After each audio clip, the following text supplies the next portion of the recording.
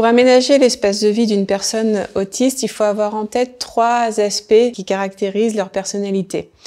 Le premier étant l'aspect sensoriel. On a affaire à des personnes qui sont soit hypersensibles, soit hyposensibles, et donc chaque aménagement doit en tenir compte. Le deuxième aspect, ce sont les personnes atteintes de troubles socio-émotionnels qui ont besoin d'être en retrait par rapport à l'espace familial. La troisième caractéristique des personnes autistes est l'aspect cognitif.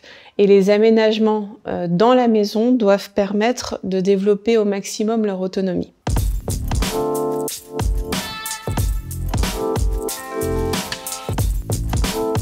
Dans le séjour, la pièce de vie de la famille, il est important d'imaginer des espaces où les personnes autistes puissent s'isoler de manière autonome par rapport à la vie et à l'environnement. On peut imaginer un espace encadré par un principe de claustrat ou de paravent avec un fauteuil. Donc dans la chambre, il est important de positionner le lit en fonction du comportement de la personne, en fonction de sa capacité à aller ou pas au sanitaire. On va positionner le lit en face ou au contraire à l'opposé de la porte qui donne accès à la salle d'eau et aux toilettes. Le point important à gérer également dans l'ensemble des pièces à vivre et des pièces de sommeil, c'est la lumière. Les apports lumineux trop forts peuvent créer des comportements à problème et il est nécessaire d'avoir des possibilités d'occultation.